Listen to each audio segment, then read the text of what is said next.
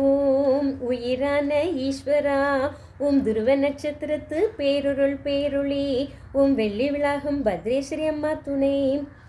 குழந்தை முகமும் கருணை நிறைந்த உள்ளமும் கொண்ட சுந்தர மகாலட்சுமி அன்னைக்கு அரசர் கோவிலில் பலாச்சுளை நிவேதனமாக அர்ப்பணிக்கப்படுது. இது வேறு எந்த கோவிலிலும் இல்லாத சிறப்பு. சுந்தர மகாலட்சுமி அன்னைக்கு பலாச்சுளை கொடுத்த சித்தரோட சிலை இந்த கோவிலோட மண்டபத்தில் இருக்கு. அபிஷேக நீர் வெளியே வர கோமுகத்துக்கு அரசர் கோவிலில் குபேர கோமுகம் அப்படின்னு பெயர்.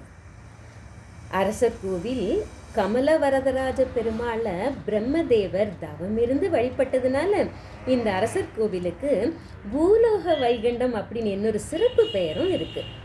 பிரம்மதேவர் தனக்கு பாப விமோசனம் வேண்டி இங்கே பூஜை செய்ததுனால ஒரு சித்திரை மாதம் திருதியை அன்று அக்ஷய என்ற சொல்லை சொல்லி பாப விமோசனம் பெற்றார். அதனால அரசர் கோவிலில் தான் அக்ஷய திருதியை உருவாயிருக்கு. அரசர் கோவில் பக்திமயமான கோவில் மட்டும் இல்லை, கலைநயமிக்க கோவிலும் தான்.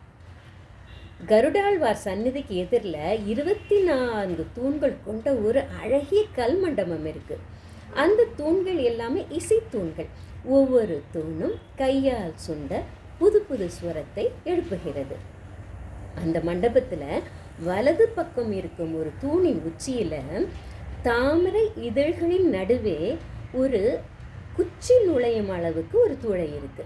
அந்த துளை வழியே ஒரு ஈர்க்குச்சியை நுழைத்தா மறு துளை வழியே அது 4 வேதத்தை குறிக்கும் வகையில் 4 பாகங்களாக பிரிந்து வருது.